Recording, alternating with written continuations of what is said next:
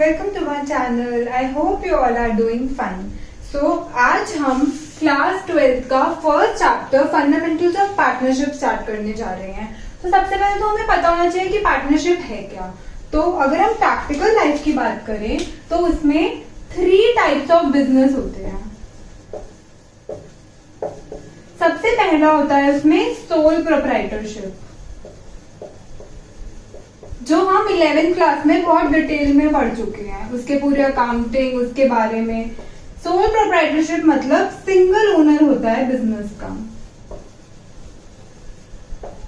That means एक अकेला person, एक अकेला बंदा पूरे बिजनेस को संभालता है, उसकी डेली एक्टिविटीज को ऑपरेट करता है, उसमें पैसा लगाता है, कैपिटल इन्वेस्ट करता है, जो भी प्रॉफिट होता है वो उसको मिलता है, जो भी लॉसेस हैं वो उसे बेयर करने होते हैं, जितने भी रिस्क होते हैं बिजनेस में वो सारे वो अकेला पर्सन डील करता है या उठाता है। ठीक है, तो हमने ये पढ़ा। सेकेंड टाइप ऑफ बिजनेस होता है पार्टनरशिप बिजनेस।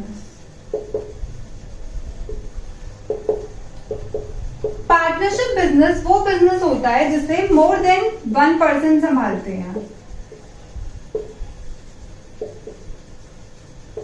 अब पार्टनरशिप मतलब 2 लोगों या 2 से ज्यादा लोगों की पार्टनरशिप हो गई। ठीक है, अब पार्टनरशिप बिजनेस में जितने भी चीजें होती हैं, पार्टनर्स हैं, उनके राइट्स क्या होंगे, उनकी ड्यूटीज क्या होंगी, लायबिलिटीज क्या होगी, उन्हें क्या क्या चीजें मिलेगी नहीं मिलेगी, ड्यूरेशन क्या होगी, पार्टनरशिप का मतलब क्या है, एग्रीमेंट कैसे होंगे, ये सब उनको एक एक्ट गवर्न करता है जिसे हम बोलते हैं पार्टनरशिप एक्ट 1932।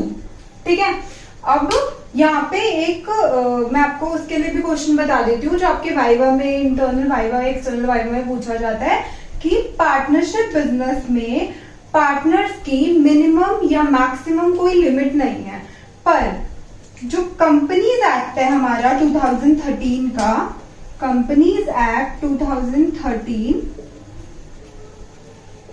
उसने पार्टनरशिप बिजनेस में मैक्सिमम और मिनिमम लिमिट डिफाइन कर रखी है, जिसमें मिनिमम होने चाहिए 2 पार्टनर्स एंड मैक्सिमम होने चाहिए 50 पार्टनर्स। ठीक है, ये क्वेश्चन आपसे पूछते हैं वाइवा में।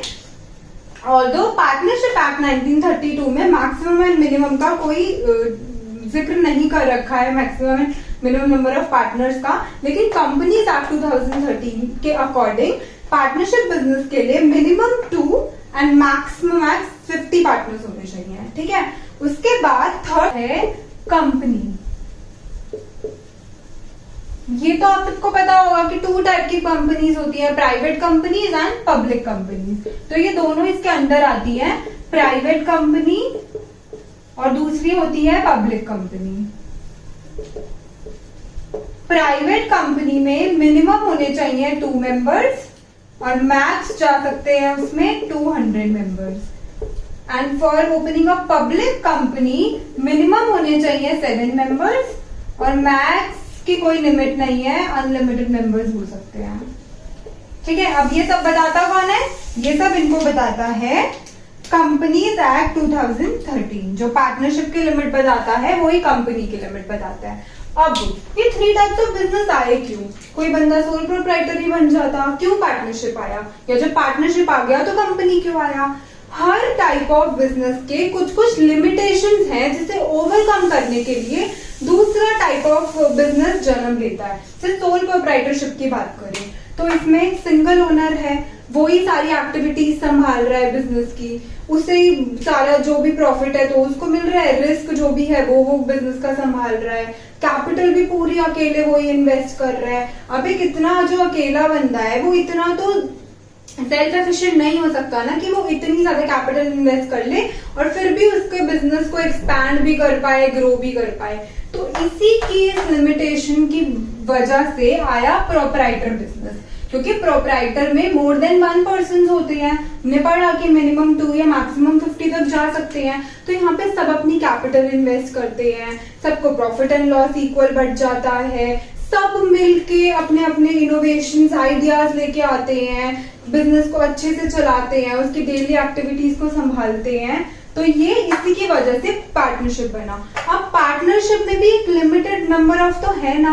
अब हम देखते हैं जो इतनी बड़ी बड़ी कंपनीज है, ये टाटा, अंबानी, जो इनकी कंपनीज हैं, उनमें कोई ऐसे 50-60 ओनर्स या फिर इतने बस ओनर्स में आके रुक जाती हैं। ये कितने लोग होते हैं जो शेयर्स खरीदते हैं। शेयर्स खरीदते हैं तो एक तरीके से ओनर ही बन रहे हैं ना, अपना पैसा डाल रहे हैं बिजनेस में, तो वो भी तो वो सब चीजें मांगेंगे ना जो ओनर मांगता है। जो यहाँ पे ओनर मांगता है या जो यहाँ ओनर मांगता है वो यहाँ भी तो ओनर मांगेंगे।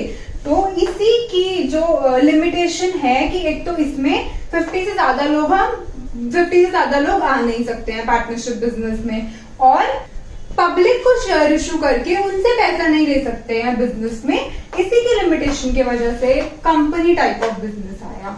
ठीक है, तो अभी हमें इस क्लास में 12th में पार्टनरशिप बिजनेस के बारे में भी पढ़ना है और कंपनी अकाउंट्स के बारे में भी पढ़ना है। तो अभी हम स्टार्ट करेंगे पार्टनरशिप बिजनेस से। अभी हमने थोड़ी देर पहले पढ़ा कि सोल प्रोप्राइटरशिप की कुछ लिमिटेशंस थी जिसकी वजह से पार्टनरशिप बिजनेस फॉर्म में आया। ठीक है, तो हम बोल सकते हैं कि सोल प्रोप्राइटर्स के कुछ लोग ही एग्रीमेंट करते हैं और फॉर्म कर लेते हैं पार्टनरशिप, ताकि जो कैपिटल्स हैं वो सब अपनी अपनी अलग इन्वेस्ट करें, जो बिजनेस के रिस्क हैं वो बढ़ जाए, प्लस जो डेली एक्टिविटीज है वो कोई एक बंदा ना संभाल के बहुत सारे बंदों में बढ़ जाए और इजिली बिजनेस कन्वीनियंटली ऑपरेट हो सके। ठीक है, तो मैंने क्या बोला कि कुछ पर्सन्स एग्रीमेंट करते हैं। ठीक है, एग्रीमेंट। अब वो एग्रीमेंट किस चीज का होता होगा? अब उस एग्रीमेंट में क्या लिखा होता होगा? उसमें हर चीज लिखी होती होगी कि name and addresses of partners क्या है। ठीक है, या नेम एंड एड्रेस ऑफ जो उन्होंने फर्म खोली है पार्टनरशिप उसका क्या है। Capital contributed by each partner, किस पार्टनर ने कितनी कितनी कैपिटल कंट्रीब्यूट करी है। ठीक है, ड्रॉइंग्स कोई पार्टनर कैसे कैसे करेगा, कैसे कैसे कौन सा पार्टनर कब कब पैसे निकाल पाएगा बिजनेस से। प्रॉफिट शेयरिंग रेशो क्या होगी, क्योंकि जब एक पार्टनर तो कोई दिक्कत ही नहीं थी, जितना प्रॉफिट था उसका था, लेकिन जब पार्टनर ज्यादा हो गए हैं तो सब अपना हिस्सा मांगेंगे ना प्रॉफिट में, क्योंकि सब बोल रहे हैं अगर हम सब काम कर रहे हैं तो प्रॉफिट भी तो बटेगा ना सबके अंदर। तो प्रॉफिट शेयरिंग रेशो हो गई। उसके बाद पार्टनर्स की सैलरी या कोई उनको बोनस देना है या कोई कमीशन देनी है, इन सब के बारे में एग्रीमेंट होंगे। या फिर इंटरेस्ट ऑन कैपिटल कितने रेट पे या किस किस केस में मिलेगा, क्योंकि जब वो कैपिटल इन्वेस्ट कर रहे हैं यहाँ पे तो वो इंटरेस्ट भी तो मांगेंगे ना।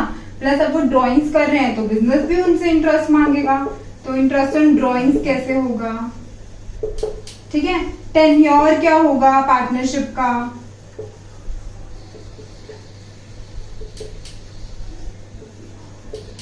प्लस हो सकता है कि कौन सा टाइप ऑफ गुड्स में वो डील करेंगे, टाइप ऑफ बिजनेस क्या होगा उनका। ठीक है, तो ये सब चीजें उसकी एग्रीमेंट में हो सकती है। तो अभी एग्रीमेंट होता क्यों है? अगर इन्होंने चीज ये सिर्फ ओरली बोली और कहीं लिखी ना तो क्या होंगे, लड़ाई झगड़ा होंगे। कोई बोलेगा तुमने इतना बोला था, कोई बोलेगा तुमने इतना बोला था, कुछ और कोई एविडेंस भी नहीं होगा, कोई प्रूफ भी नहीं होगा जिससे हम प्रूफ कर पाएंगे नहीं हमने ये नहीं बोला था, हमने ये बोला था। तो हम एक पूरा एग्रीमेंट ही बना लेते हैं जिससे हमारे बीच में डिस्प्यूट्स ना हो या कोई मिसअंडरस्टैंडिंग ना हो।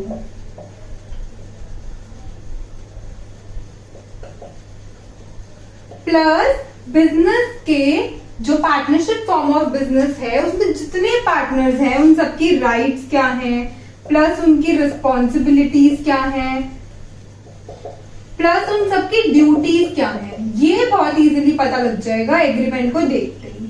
एंड कभी भी कोई भी ऐसी नौबत आएगी कि मतलब कोई भी पार्टनर बेशक कोर्ट भी जाता है तो कोर्ट भी हमेशा एविडेंस मांगती है, तो वो इस एग्रीमेंट के बिहाफ पे बोल पाएंगे। जैसे अगर एग्रीमेंट में लिखा हुआ है कि इस पार्टनर को इतने टाइम पे ये सैलरी देनी थी और अगर बिजनेस वो नहीं प्रोवाइड करता तो जो पार्टनर है वो जा सकता है कोर्ट में बिजनेस के खिलाफ, एंड बिजनेस तब लाइबल होगा वो देने के लिए क्योंकि वो उनके एग्रीमेंट में मेंशन है। तो अभी तक तो हमने बात की पूरी थ्योरेटिकल नॉलेज की कि एग्रीमेंट्स होने चाहिए या पार्टनरशिप होती क्या है। अब हम अकाउंटिंग करते हैं पार्टनरशिप की। तो मैं आपको 11th क्लास में पहले लेके चलती हूँ। हमने 11th क्लास में कौन से अकाउंट बनाए सोल प्रोप्राइटर के? सबसे पहले हम बनाते थे trading account. Actually trading account से पहले भी हम बनाते थे cash book, purchase book, sales book, purchase return book, sales return book, bills payable book, bill receivable book. उसके बाद हम जर्नल बनाते थे, फिर हम लेजर्स बनाते थे, फिर ट्रायल बैलेंस, और उसके बाद हम बनाते थे ट्रेडिंग अकाउंट। अब जरा ट्रेडिंग अकाउंट में बात करो कि क्या क्या आता था। यहाँ पे particulars, amount, particulars and amount. ठीक है, तो ट्रेडिंग अकाउंट में हम सबसे पहले लिखते थे ओपनिंग स्टॉक, जो ईयर के स्टार्टिंग में हमारे गोडाउन में स्टॉक पड़ा, उसको लिखते थे। उसके बाद टू परचेजेस, कि हमने ड्यूरिंग द ईयर कितना परचेज किया। उसके बाद हम यहाँ लिखते थे डायरेक्ट एक्सपेंसेस। डायरेक्ट एक्सपेंसेस कौन से होते थे हमारे? वेजेस हो गया, फ्यूल एंड पावर का खर्चा हो गया, प्लस फ्रेट हो गया, ये सब हम लिखते थे डायरेक्ट एक्सपेंसेस में। उसके बाद हम यहाँ लिखते थे सेल्स, हमारी कितनी नेट सेल्स हुई है। और उसके बाद हम यहाँ लिखते थे क्लोजिंग स्टॉक, और फिर जो भी ये बैलेंस बचता था तो यहाँ पे हमारा बचता था ग्रॉस प्रॉफिट या इनकेस ग्रॉस लॉस, और उसके बाद बचता था हमारा ग्रॉस प्रॉफिट। फिर हम उसके बाद क्या बनाते थे? हम बनाते थे प्रॉफिट एंड लॉस अकाउंट।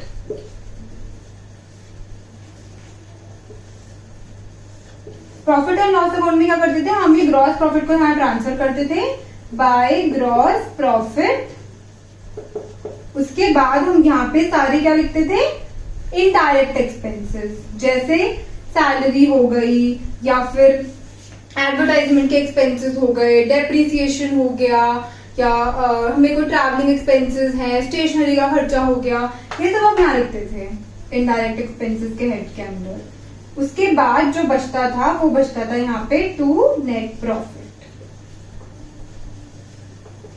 और अब क्या होता था इसके बाद? इस नेट प्रॉफिट जो आता था उसे हम कैपिटल में ट्रांसफर कर देते थे, और बैलेंस शीट हमारी पूरे लाइबिलिटीज एंड एसेट्स के साथ इक्वल आ जाती थी। अब फॉर एग्जाम्पल एक एग्जाम्पल लो। अब फॉर एग्जाम्पल मेरा यहाँ पे ग्रॉस प्रॉफिट आया है 500, ठीक है। तो अब मैं इस ग्रॉस प्रॉफिट को यहाँ ट्रांसफर करूंगी पीएनएल अकाउंट में, तो मैंने इसे यहाँ पे ट्रांसफर किया बाय ग्रॉस प्रॉफिट 500।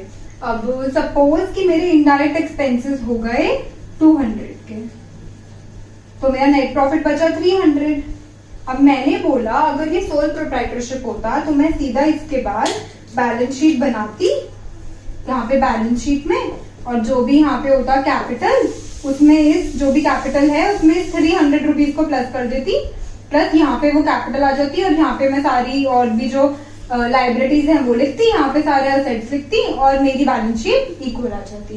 ये करते थे हम 11th में। लेकिन अब 11th में हम अकाउंट्स बनाते थे एक सिंगल ओनर जब होता था, पर अब यहाँ पे डिफरेंट ओनर्स हैं, डिफरेंट पार्टनर्स हैं जो मिलके एग्रीमेंट करके एक बिजनेस चला रहे हैं।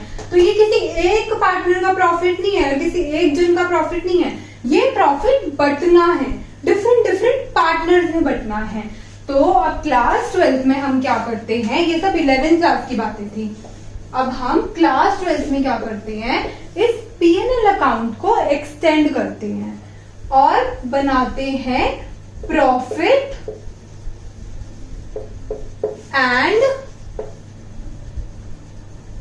Loss appropriation account.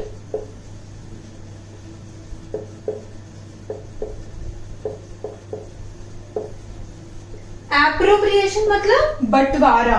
तो हम बोल सकते हैं ना कि हम इस प्रॉफिट का बंटवारा कर रहे हैं, तो हम इस अकाउंट को बंटवारा अकाउंट भी बोल सकते हैं कि हम अपने प्रॉफिट को, जो हमारा प्रॉफिट आया है, उसे पार्टनर्स में बांटने के लिए पीएनएल अकाउंट को एक्सटेंड करते हैं, और उसे एक्सटेंड करते हैं और बनाते हैं profit and loss appropriation account. तो आपके वाइवा में पूछ सकते हैं कि what is profit and loss appropriation account and why it is made.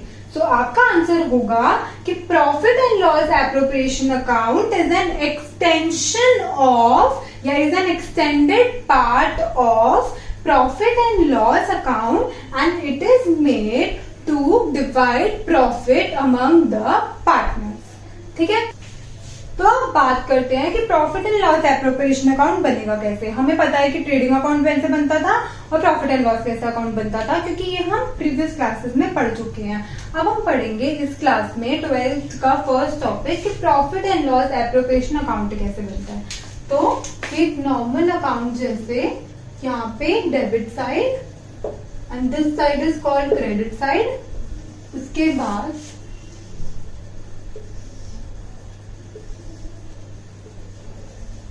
वही पर्टिकुलर्स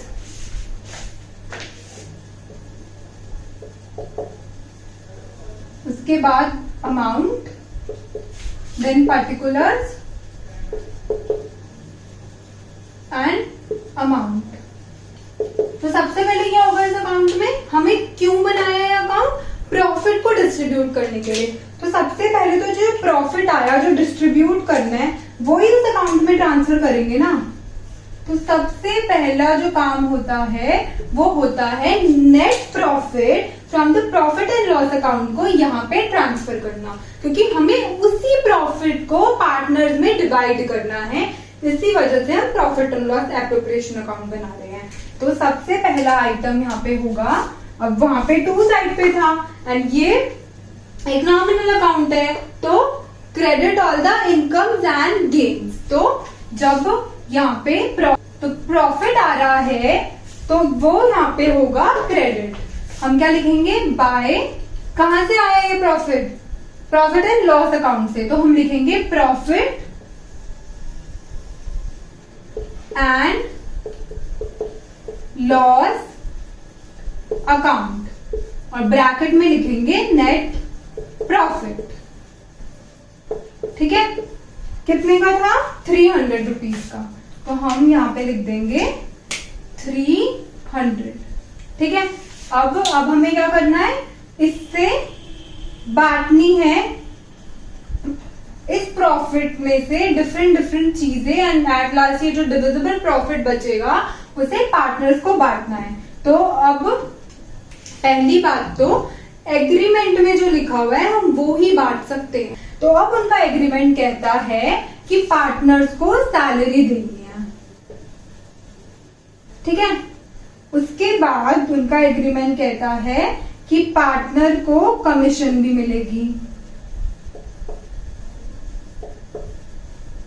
उसके बाद इंटरेस्ट ऑन कैपिटल भी प्रोवाइड होगा। प्रॉफिट में से कुछ पार्ट रिजर्व भी करा जाएगा एंड उसके बाद फर्म बोलती है कि आप जो ड्राइंग्स करेंगे उस पे हमें कुछ इंटरेस्ट ऑन ड्राइंग्स भी देंगे।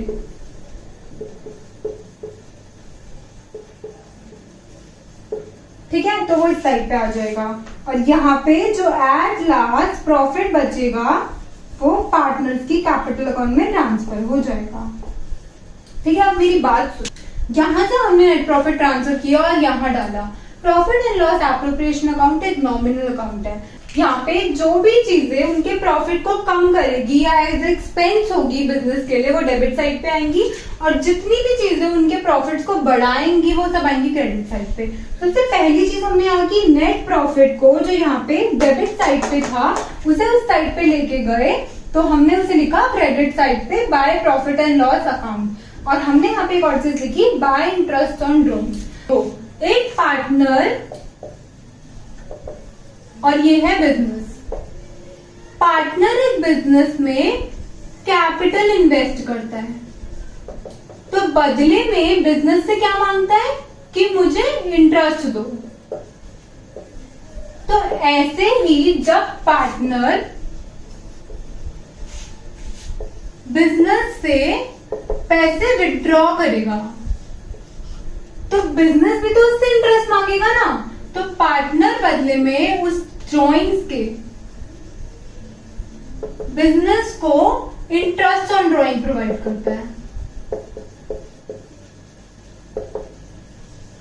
ठीक है, तो इंटरेस्ट ऑफ ड्राइंग्स अगर बिजनेस को मिलेगा तो बिजनेस के प्रॉफिट बढ़ेंगे या कम होंगे?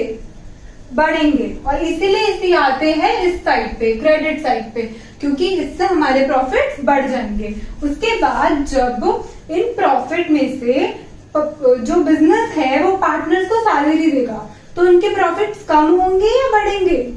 कम होंगे, इसलिए हम इसे लिखेंगे डेबिट साइड पे। ऐसे जब वो कमीशन पे करेंगे तो भी कम होंगे। इंटरेस्ट ऑन कैपिटल जब बिजनेस देंगे तो कहां से देंगे? प्रॉफिट से देंगे ना, तो उनके प्रॉफिट्स कम हो जाएंगे। उसके बाद जब वो रिजर्व, प्रॉफिट से कुछ पैसा रिजर्व में डालेंगे तो प्रॉफिट्स कम हो जाएंगे। ऐसे जब वो लास्ट में जो डिविजिबल प्रॉफिट होगा उसे पार्टनर से कैपिटल में डाल देंगे तो भी बिजनेस के प्रॉफिट्स कम हो जाएंगे। इसलिए ये सब डेबिट साइड पे हैं और ये सब क्रेडिट साइड पे हैं। तो अब इसे एग्जांपल से समझते हैं कि फॉर एग्जांपल यहाँ पे प्रॉफिट एंड लॉस जो हमने यहाँ पे नेट प्रॉफिट ट्रांसफर किया वो 300 का।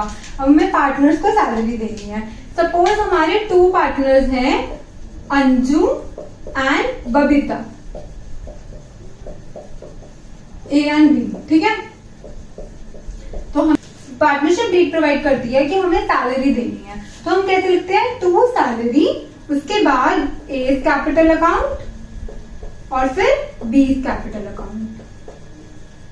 क्योंकि बिजनेस को ये नहीं बोलेगा ए को ये लो मैं कैश दे रहा हूं तुम ले लो, ये लो मैं कैश दे रहा हूं अपनी सैलरी ले लो, ये लो मैं कैश दे रहा हूं कमीशन ले लो, ये लो मैं कैश दे रहा हूं इंटरेस्ट ऑन कैपिटल ले लो। वो सीधा जो भी अमाउंट होगी उनके रिस्पेक्टिव जो भी अमाउंट होंगी उनकी कैपिटल में ट्रांसफर कर देगा। तो हम यहाँ का लिखते हैं to salary, A capital account, B capital account. अब फॉर एग्जाम्पल इस केस में हमें उन्हें सैलरी देनी है 10 रुपीज, तो हम यहाँ लिखेंगे कि ए को सैलरी देनी है 10 रुपीज, बी को सैलरी देनी है 10 रुपीज, जो इन टोटल हो गई 20 रुपीज। ठीक है, उसके बाद डीड प्रोवाइड करती है कि कमीशन देनी है बी को, तो to commission B capital account suppose 20 की, तो ये हो गया 20। उसके बाद इंटरेस्ट ऑन कैपिटल देना है पार्टनर्स को, तो ए को देना है और बी को देना है।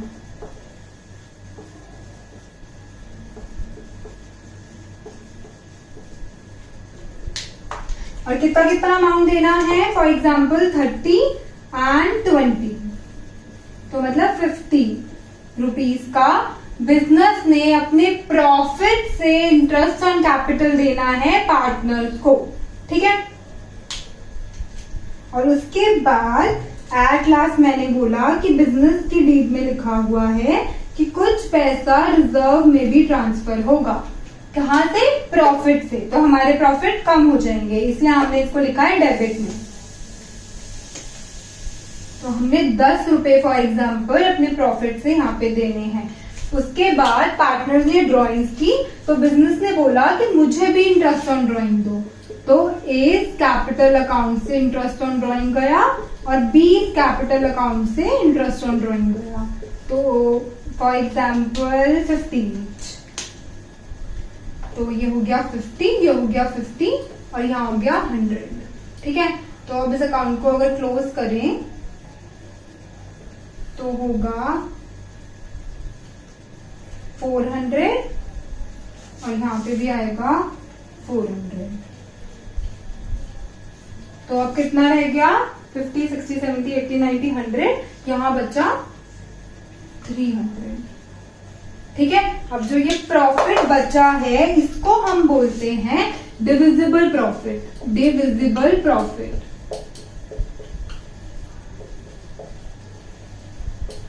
इसको हम डिवाइड कर देते हैं पार्टनर्स में उनकी एग्रीड रेशो में। ठीक है, तो अब हम बोले कि ए कैपिटल अकाउंट में कर देंगे और बी की कैपिटल अकाउंट में ट्रांसफर कर देंगे। तो अब यहाँ पे कुछ लिखा नहीं होगा कितने में होगा, तो हम क्या एज्यूम करेंगे कि पार्टनर्स को प्रॉफिट इक्वली डिस्ट्रीब्यूट होंगे या लॉसेस भी होंगे तो भी इक्वली डिस्ट्रीब्यूटेड होंगे। तो हम इनको 150 डिस्ट्रीब्यूट कर देंगे, इनकी कैपिटल अकाउंट में डाल देंगे। ठीक है, तो अगर एक और बार रिविजन करें तो profit and loss appropriation account is an extension of profit and loss account which is made to divide profit among the partners. अब ये एक नॉमिनल अकाउंट है, तो इसमें रूल चलता है debit all the expenses and losses and credit all the incomes and gains. तो हमारा फर्स्ट टास्क क्या था कि हमने प्रॉफिट एंड लॉस से नेट प्रॉफिट को यहाँ पे ट्रांसफर किया, एज हमें इस अमाउंट को ही पार्टनर्स में डिस्ट्रीब्यूट करना है। उसके बाद हमने इस प्रॉफिट से उनको सैलरी दी जो डीड में लिखी हुई थी, उनको कमीशन दी जो एग्रीमेंट में लिखा हुआ था, इंटरेस्ट ऑन कैपिटल दिया, रिजर्व में अमाउंट डाला, उसके बाद उनसे इंटरेस्ट ऑन ड्रॉइंग्स लिया, ठीक है, जिससे हमारा प्रॉफिट बढ़ गया, इसलिए इसे क्रेडिट साइड में लिखा। उसके बाद जो लास्ट में प्रॉफिट बचा, जिसे हम बोलते हैं डिविजिबल प्रॉफिट, उसे हमने पार्टनर की कैपिटल अकाउंट में उनकी प्रॉफिट शेयरिंग रेशियो में डिस्ट्रीब्यूट कर दिया, ठीक है। तो अभी मैंने आपको एक क्वेश्चन कराया और इससे पहले भी हमने एग्रीमेंट डिस्कस किया, तो मैंने इस क्वेश्चन कराते हुए कितनी बार आपको ये बोला, मतलब बार बार सिर्फ एक चीज बोली, उनको सैलरी मिलेगी क्योंकि उनकी एग्रीमेंट में लिखा हुआ है, उनको इंटरेस्ट ऑन कैपिटल मिलेगा, उनके एग्रीमेंट में लिखा हुआ है, इंटरेस्ट ऑन ड्रॉइंग मिलेगा, उनके एग्रीमेंट में लिखा हुआ है, बोनस मिलेगा, कमीशन मिलेगी, रिजर्व में ये पैसा जाएगा क्योंकि उनके एग्रीमेंट में लिखा हुआ है। तो दिमाग में एक चीज नहीं आ रही कि अगर एग्रीमेंट ही ना हो तो हम कैसे करेंगे सब कुछ, तो हम क्या देंगे या नहीं देंगे। तो इसके कुछ रूल्स हैं जो अब हम पढ़ते हैं। अगर पार्टनर्स में एग्रीमेंट ना हो, ठीक है, तो कुछ रूल्स हैं जो उनको गवर्न करते हैं। सबसे पहला रूल है कि उनको प्रॉफिट एंड लॉसेस जो बटेंगे will be shared equally।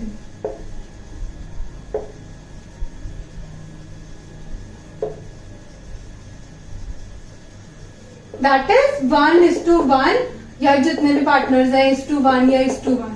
तो जितना भी प्रॉफिट है वो इक्वली डिवाइड हो जाएगा जितने भी नंबर ऑफ पार्टनर्स हैं, ठीक है। क्योंकि अगर उनको कुछ ऐसा रखना होता कि उनको किसी को लग रहा है कि उसने ज्यादा कैपिटल इन्वेस्ट करी है या उसकी वजह से ज्यादा प्रॉफिट्स आ रहे हैं तो उसको प्रॉफिट ज्यादा मिलना चाहिए, तो वो पहले ही एग्रीमेंट करते, ये डिसीजन लेते कि ऐसा कुछ होगा, पहले ही requirement rule terms and rules बनाते कि इस केस में ये होगा, इस केस में ये होगा। लेकिन जब उन्होंने ऐसा कुछ बनाया ही नहीं है, कोई एग्रीमेंट ही नहीं है, तो हमारा पार्टनरशिप एक्ट बोलता है कि जो प्रॉफिट एंड लॉसेस जो भी आएंगे वो सारे पार्टनर्स में इक्वली डिस्ट्रीब्यूट हो जाएंगे, ठीक है।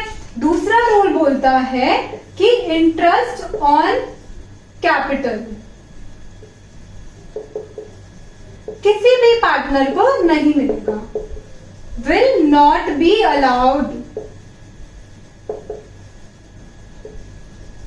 ठीक है। कोई interest on capital business partner को नहीं देगा अगर उनका एग्रीमेंट नहीं है। तीसरा वो बोलता है कि इंटरेस्ट ऑन ड्राइंग भी कोई चार्ज नहीं होगा, interest on drawings will not be charged.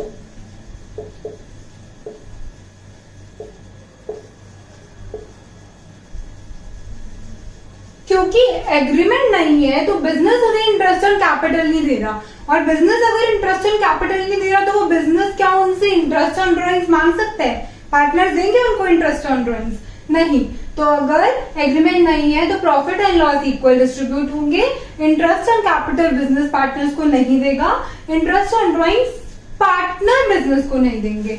उसके बाद कोई भी सैलरी हो गई या बोनस हो गया या कोई कमीशन हो गई या किसी भी तरीके की कोई भी रेम्यूनरेशन हो गई जो बिजनेस पार्टनर को देता है, वो सब भी नहीं दिया जाएगा, विल नॉट बी चार्ज्ड।